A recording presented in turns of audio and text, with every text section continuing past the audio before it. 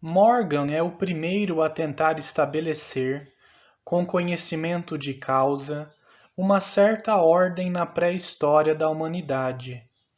Enquanto uma ampliação do material disponível não obrigar a modificações, a estruturação estabelecida por ele permanecerá em vigor.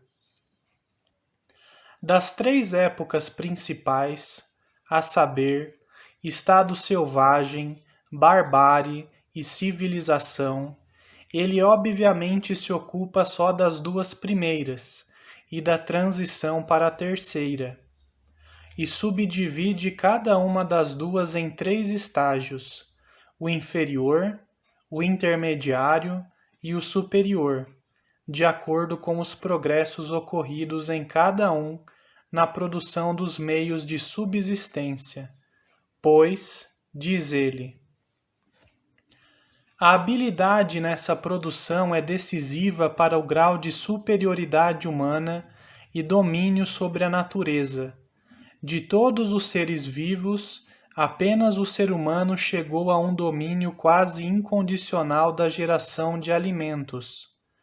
Todas as grandes épocas do progresso humano coincidem, de modo mais ou menos direto, com as épocas de ampliação das fontes de sustento. O desenvolvimento da família acompanha esse processo, mas não oferece características tão contundentes para uma subdivisão dos períodos. Estágio inferior. A infância do gênero humano, vivida, ao menos em parte, nas árvores, única explicação para o fato de ter sobrevivido aos grandes predadores, e durante a qual ele ainda se manteve em seu habitat original, as florestas tropicais ou subtropicais. Frutas, nozes e raízes lhe serviam de alimento. A criação de uma linguagem articulada é o principal resultado desse tempo. De todos os povos conhecidos nesse período histórico, nenhum se encontrava nesse estado primitivo. Mesmo que ele tenha durado milênios, não podemos demonstrar sua existência por meio de testemunhos diretos. Porém, uma vez admitido que o ser humano descende do reino animal, a suposição dessa transição é incontornável. Estágio intermediário. Começa com o aproveitamento de peixes, nos quais incluímos também caranguejos, conchas e outros animais aquáticos, como alimento e com o uso do fogo. As duas coisas andam juntas, dado que o alimento à base de peixe só é plenamente aproveitável mediante o uso do fogo. Porém, com essa nova alimentação, os seres humanos se tornaram independentes do clima e da localidade, acompanhando os rios e as costas marítimas. Puderam se espalhar pela maior parte da terra, mesmo em estado selvagem. As ferramentas de pedra bruta, não polida, da fase inicial da Idade da Pedra, as chamadas ferramentas paleolíticas, que pertencem em sua totalidade ou em sua maior parte a esse período, constituem evidências dessas migrações em razão de sua difusão em todos os continentes. A ocupação de novas áreas e o ímpeto descobridor, associado ao domínio do fogo por fricção, fizeram aparecer novos gêneros alimentícios, como raízes e tubérculos ricos em amido, assados sobre cinzas quentes ou em covas, fornos de terra, e a caça, que com a invenção das primeiras armas, a clava e a lança, ocasionalmente suplementou o cardápio. Nunca existiram povos exclusivamente caçadores, do tipo que figura nos livros, isto é, que viviam unicamente da caça. A incerteza quanto ao resultado da caça não permitia isso. Nesse estágio, a insegurança permanente a respeito das fontes de alimento parece ter suscitado o canibalismo, que se manteria por muito tempo.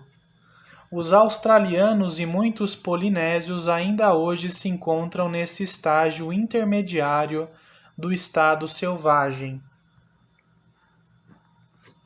Estágio superior. Tem início com a invenção do arco e flecha, quando a caça se tornou um alimento regular e a atividade de caça um dos ramos normais de trabalho.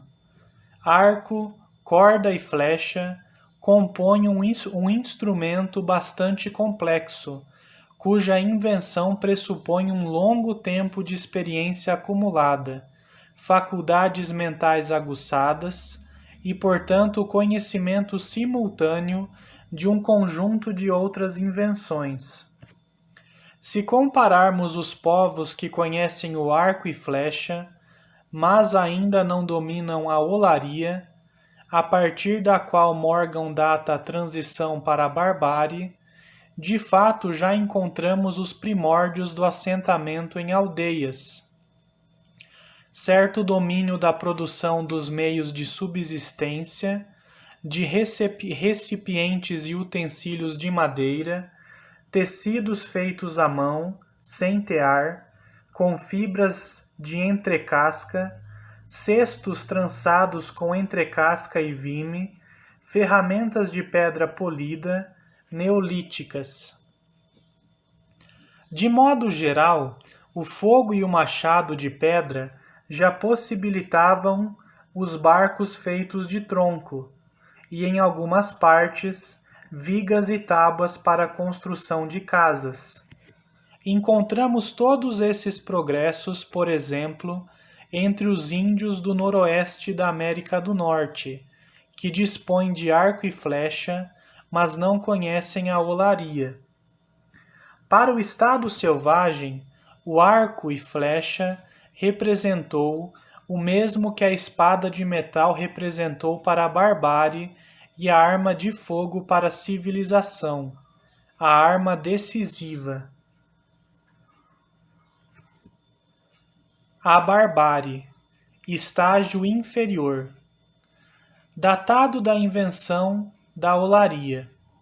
Comprovadamente em muitos casos e provavelmente em toda parte, a olaria surgiu do hábito de cobrir recipientes de vime ou madeira com barro para torná-los resistentes ao fogo. Nesse processo, logo se descobriu que o barro modelado fazia o mesmo serviço sem o recipiente por dentro. Até então, pudemos considerar o curso do desenvolvimento de modo geral, válido para um determinado período de todos os povos, sem levar em conta sua localização.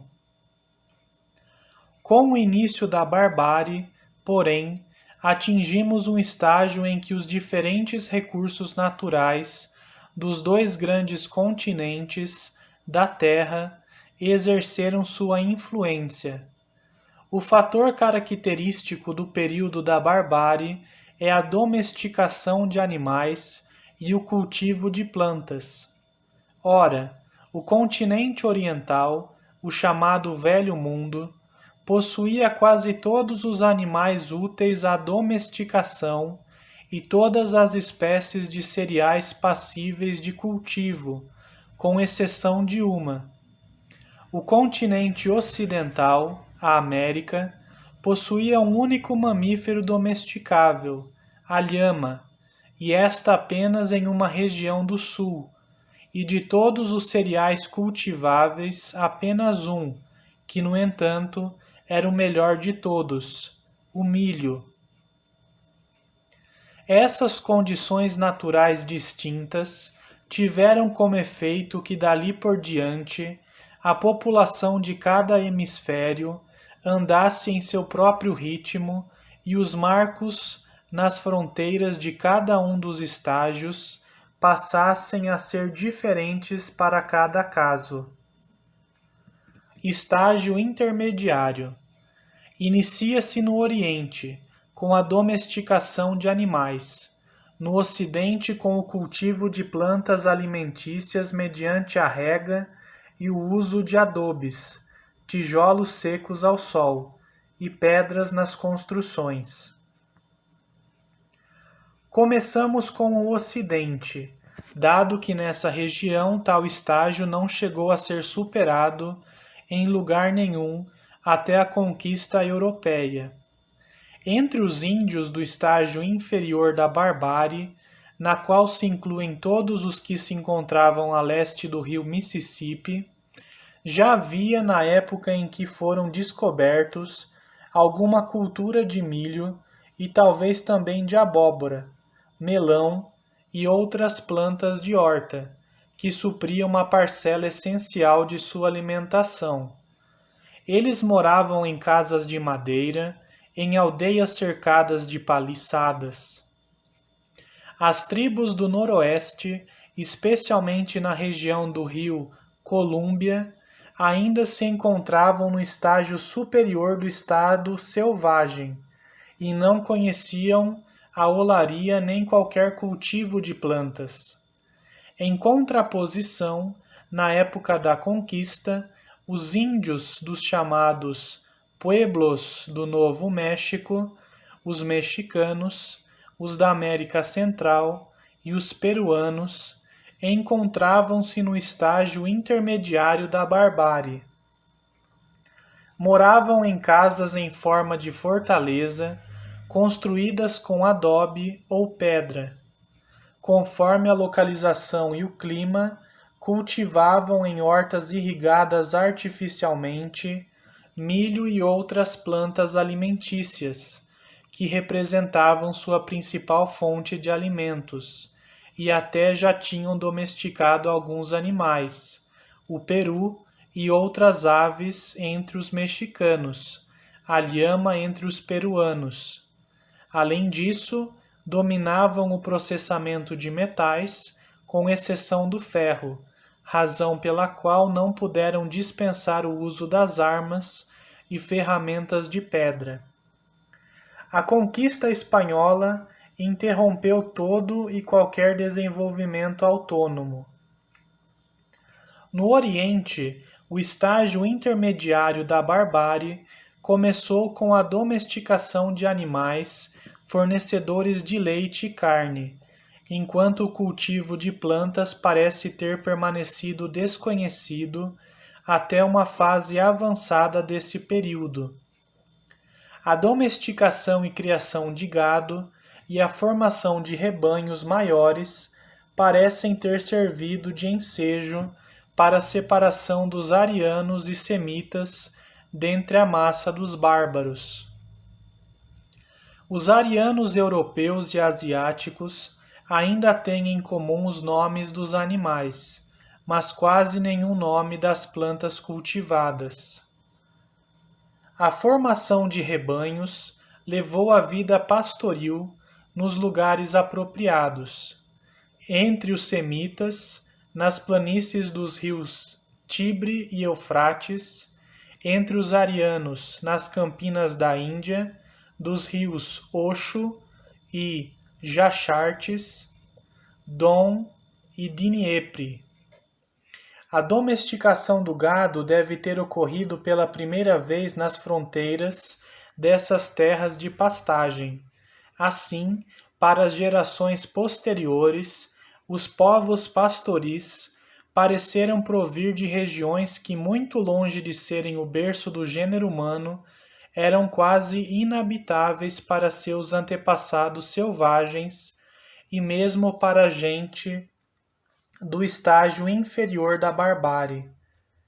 Ao contrário, assim que esses bárbaros do estágio intermediário se habituaram à vida pastoril, jamais lhes teria ocorrido sair voluntariamente das planícies produtoras de pastagem, dos rios, e retornar para as áreas de florestas, em que seus antepassados se sentiam em casa. Até mesmo quando foram forçados a rumar para o norte e o ocidente, foi impossível para os semitas e arianos mudar-se para as áreas cobertas de florestas da Ásia Ocidental e da Europa, antes de terem condições de, mediante o cultivo de cereais, alimentar seu gado e especialmente passar o inverno nesse solo menos favorável. É mais que provável que o cultivo de cereais nessa região tenha se originado da carência de pasto para o gado e só mais tarde tenha se tornado importante para a alimentação humana. A alimentação rica em carne e leite dos arianos e semitas, e especificamente ao seu efeito favorável sobre o desenvolvimento das crianças, talvez deva ser atribuída à evolução superior dessas duas raças. Os índios que moravam nos pueblos do Novo México, reduzidos a uma dieta quase exclusivamente vegetariana, de fato têm um cérebro menor do que o dos índios do estágio inferior da barbárie, que se alimentam mais de carne e peixes. Em todo caso, é nesse estágio que desaparece gradativamente o canibalismo, que se mantém apenas como ato religioso ou que nesse caso é praticamente idêntico como poção mágica. Estágio superior. Começa com a fusão do minério de ferro e faz a transição para a civilização por meio da invenção da escrita alfabética e de seu uso para produzir registros literários. Esse estágio, que, como foi dito, foi levado a termo de modo autônomo somente no hemisfério oriental, é mais rico em avanços da produção do que todos os outros juntos. Pertencem a ele os gregos da era heróica, as tribos itálicas pouco antes da fundação de Roma, os germanos de Tácito, os normandos da época dos vikings. Deparamo-nos aqui, em primeiro lugar, com um arado de ferro puxado por animais, o qual possibilita a agricultura em grandes áreas, o cultivo do campo e, desse modo, uma multiplicação dos meios de subsistência praticamente ilimitada para as condições daquele tempo, e assim também com a derrubada do mato e sua transformação em roça e pastagem, que por sua vez seria impossível em grande escala sem o machado e a pá de ferro. Porém, isso levou à rápida multiplicação da população e à densidade populacional numa área pequena. Antes do cultivo dos campos, só na ocorrência de condições muito excepcionais, teria sido possível reunir 500.000 de pessoas sob uma única direção central. Provavelmente isso nunca acontecera. O florescimento máximo alcançado no estágio superior da barbárie comparece diante de nós nos poemas homéricos, principalmente na Ilíada. Ferramentas de ferro avançadas, o fole de ferreiro, o moinho manual, a roda de oleiro, a preparação de azeite e vinho, o processamento avançado do metal passando à condição de obra de arte, a carroça e o carro de guerra, a construção naval com vigas e pranchões, os primórdios da arquitetura como arte, cidades rodeadas de muralhas com torres e ameias, a epopeia homérica e toda a mitologia, esses são os principais legados que os gregos trouxeram da barbárie para a civilização. Se compararmos essa descrição com a de César, ou até de Tácito, a respeito dos germanos, que se encontravam no início do estágio cultural, do qual os gregos homéricos estavam prestes a sair para um estágio mais elevado, vemos a riqueza do desenvolvimento da produção contido no estágio superior da barbárie. O quadro que esbocei aqui, com base em Morgan, do desenvolvimento da humanidade até os primórdios da civilização, passando pelo estado selvagem e pela barbárie, já é suficientemente rico em traços novos, e o que é mais importante, irrefutáveis, porque foram extraídos diretamente da produção. Ainda assim, parecerá fraco e mirrado em comparação com o quadro que se descortinará ao final de nossa peregrinação. Somente então será possível trazer adequadamente à luz a transição da barbárie para a civilização e a contraposição concludente de ambas. Provisoriamente, podemos generalizar a subdivisão de Morgan da seguinte maneira: estado selvagem, época em que preponderou a apropriação de produtos naturais prontos. Os produtos artificiais do ser humano são, em sua maior parte, ferramentas auxiliares dessa apropriação. Barbárie, época em que se consolidaram a pecuária e a agricultura, o aprendizado de métodos de produção intensificada de produtos naturais mediante a atividade humana.